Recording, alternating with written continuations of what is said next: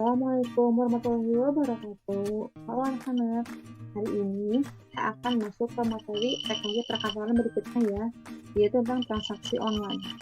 Ngomong-ngomong transaksi online, apakah kamu pernah nggak ngelakuin transaksi online? Pasti pernah dong, contohnya apa coba? Nah, contohnya adalah ketika kamu pergi ke sekolah pakai ojek online. Ini termasuk transaksi online, karena kan kamu memesannya di aplikasi, kemudian kamu bayar kontan. Atau bisa juga kamu pesan makanan online, kemudian dianterin sama mamang ojek online-nya, nah kamu bayarnya pakai uang digital. Uang digital itu apa sih? Uang digital itu contohnya adalah OVO, itu uang digital, Dana, kemudian ShopeePay, atau kemudian GoPay. Nah, itu adalah uang digital. Jadi, transaksi online itu apa sih? Nah, transaksi online itu intinya adalah seluruh transaksi jual beli yang dilakukan secara online. Kayak media gadget, misalkan komputer, laptop, handphone, dengan disambungkan ke internet. Nah, itu transaksi online.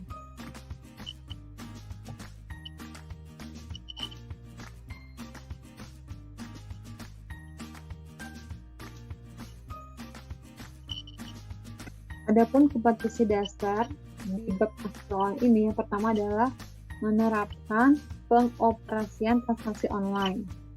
Dan yang sebenarnya adalah melakukan transaksi online. Adapun materi-materinya, yang pertama itu adalah pengertian transaksi online, yang udah kita bahas sebelumnya. Undang-undang yang mengatur tentang transaksi online, jenis transaksi online, kemudian prosedur transaksi online, pemesanan, pembelian, pembayaran, prinsip, dan sebagainya. Next.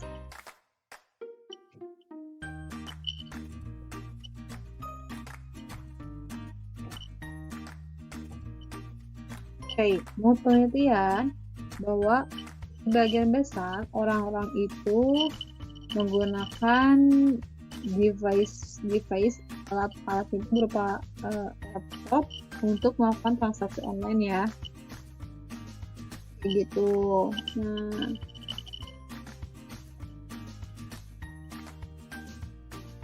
jadi dari tahun ke tahun ya, transaksi online itu terus meningkat, apalagi sekarang dong di masa pandemi. Orang-orang itu kebanyakan malas keluar rumah dan lebih banyak dari depan gadget, kemudian dia jual belinya secara online aja, biar nggak perlu keluar rumah. Nah, ada beberapa istilah nih dalam transaksi online. Yang pertama, e-business. E-business itu adalah itu adalah elektronik, bisnisnya adalah ya bisnis atau usaha. Maka kalau dari istilah ini kita bisa mengartikan e-business itu adalah usaha atau bisnis yang dilakukan secara elektronik, seperti itu.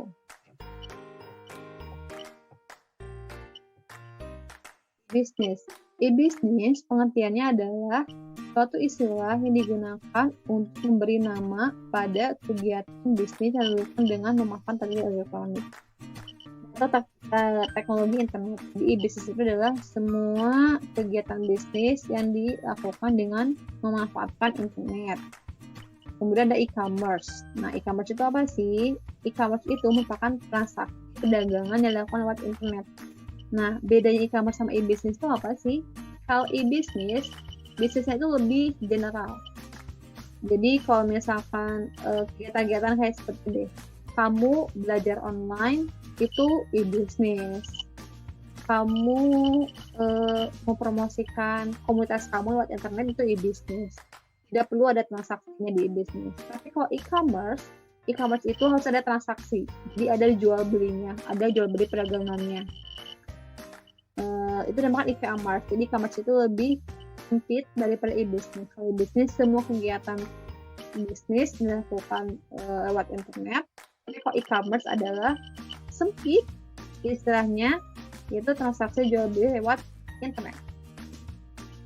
Nah, ini ada pengertian lengkapnya nih, bahwa e-commerce itu adalah sebuah kegiatan jual beli di mana ada penjual dan pembeli yang tidak harus bertemu.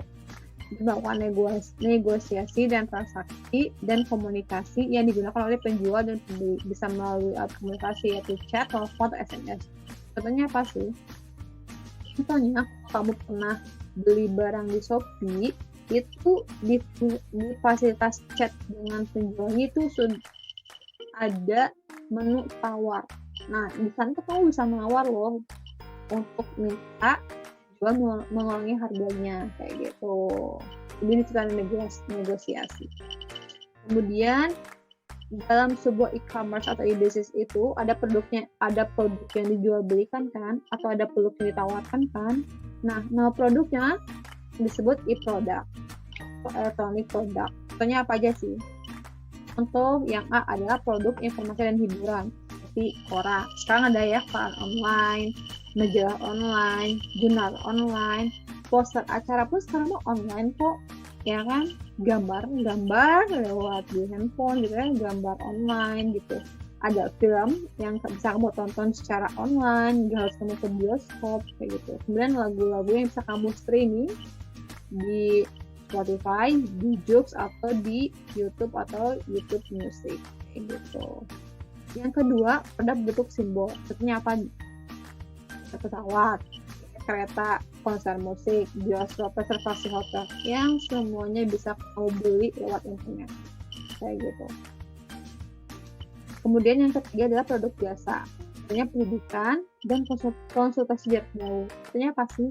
Ya, contohnya yang seperti kamu lakukan saat ini, belajar online pakai menggunakan learning management system atau LMS kayak gitu. Produk barang. Nah, produk barang itu ada buku, bunga, kosmetik, dan komputer yang bisa kamu beli di internet kayak gitu. Jadi kamu belinya lewat internet ya, tapi barangnya datang ke kamu bentuknya fisik kayak gitu. Buku ya ada bukunya, bunga ya ada bunganya, kosmetik dan sebagainya. Yang terakhir adalah produk berupa produk-produk keuangan, misalnya tabungan, uang digital gitu ya, transaksi perbankan, kamu transfer, terima transfer, bayar sekolah lewat online, kemudian kamu bayar BPJS, bayar kendaraan SIM, bayar memperpanjang SIM kendaraan, misalnya memperpanjang SIM kamu kayak gitu ya. Kemudian asuransi itu sekarang juga bisa dilakukan secara online. Nah, inilah macam-macam produk elektronik kayak gitu. Kemudian di Indonesia sendiri ada sebuah undang-undang yang mengatur transaksi elektronik. Kenapa sih transaksi itu harus ada undang-undangnya? Ya supaya melindungi penjual ataupun pembeli ataupun pelaku bisnis yang melakukan kegiatannya secara daring atau online. Jadi kalau ada yang melanggar hukum itu dia bisa kena pasal tentunya. Jadi untuk menjamin keamanan dari penjual, pembeli atau pengguna internet. Karena apa? Karena jika kamu menggunakan internet untuk bertransaksi, maka informasi kamu itu pasti ada di sebuah di sebuah computing lah, di sebuah server yang kita entah di mana gitu. Nah, supaya data pribadi kamu tidak nyebar ke masyarakat yang tidak bertanggung jawab, maka di sini perlu ada undang-undang yang menjaga keamanan data kamu, supaya data kamu itu tidak disalahgunakan. Jadi ketika ada pihak yang menggunakan data kamu, maka dia bisa kena pasal-pasal di transaksi elektronik ini seperti itu. Nah, mengapa sih harus tadi ada undang-undang ITE tadi ya, untuk menjamin keamanan atau privacy dari pengguna atau pelaku transaksi elektronik.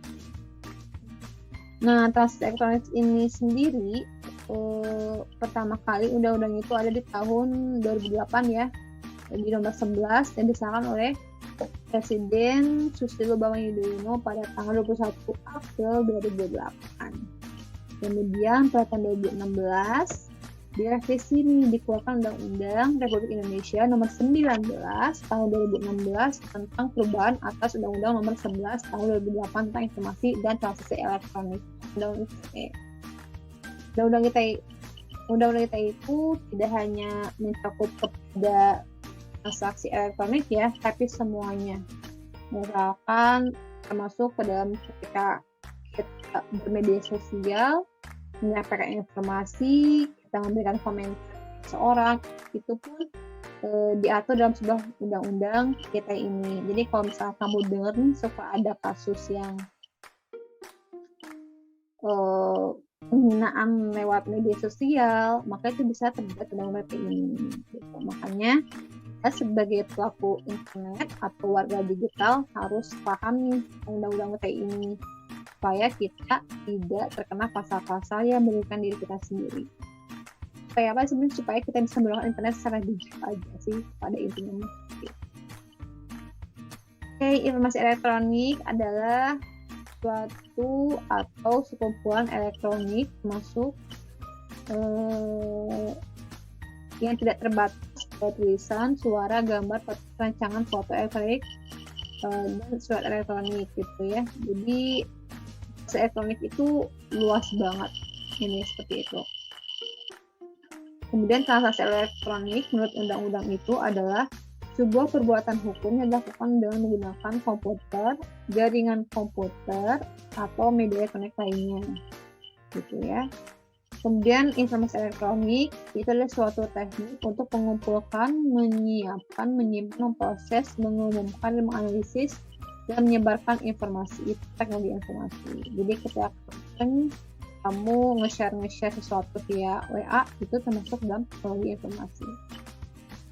Kemudian dokumen elektronik. Nah, dokumen elektronik ini adalah setiap informasi elektronik yang dibuat, diteruskan, dikirim, diterima, atau disimpan dalam bentuk analog, digital, elektromagnetik, optikal, sejenisnya yang dapat dilihat, ditampilkan, dan atau didengar melalui komputer sistem elektronik. Jadi dokumen elektronik itu ini PDF online, Word online, Excel online, buku online, majalah online, musik yang kamu bisa streaming, nah itu dokumen online, dokumen digital. Oke, gitu ya.